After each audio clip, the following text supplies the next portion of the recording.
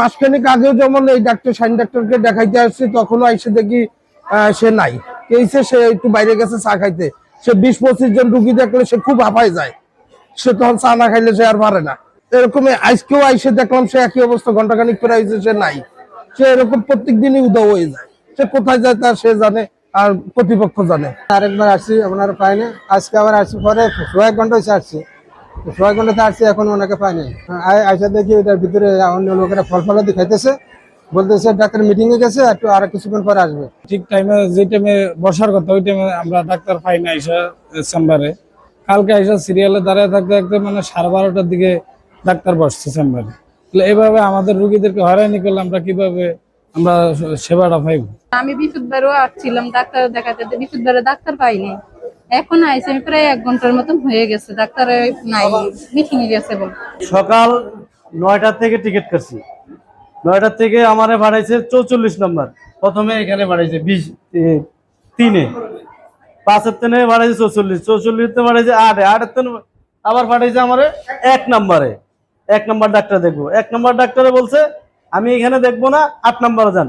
কিন্তু 8 নম্বর সকাল থেকে বন্ধ, ডাইরেক্ট লক করা, কোনো ডাক্তার নাই। অযথা আমাদেরকে এই হয়রানি করাইতেছে, আর এগুলি আমাদেরকে এখানে দাঁড়ায় অযথা আমাদেরকে কষ্ট দিতেছে। তারা যদি নাও আসে তাহলে তো বলবো যে আমরা আজকে আসবো না, বা কালকে আসবো, বা কি আসার কি বিষয়। টানা 7মবারের মতো বেস্ট টিস্যু পেপার ব্র্যান্ড হিসেবে স্বীকৃতি পেয়েছে বসুন্ধরা টিস্যু।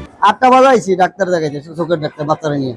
আসার পরে কি এগুলো 5 নম্বরে পাঠাইলো, 5 নম্বরে তুমি পাঠাইলো নিয়ে আবার এগুলো 1 নম্বরে যাও। 1 নম্বরে গেছি, 1 নম্বরে তুমি একবার 8 নম্বরে যাও। 8 নম্বরে আইলে এখানে কোনো ডাক্তার আসবে না, 1 নম্বরেই যাও।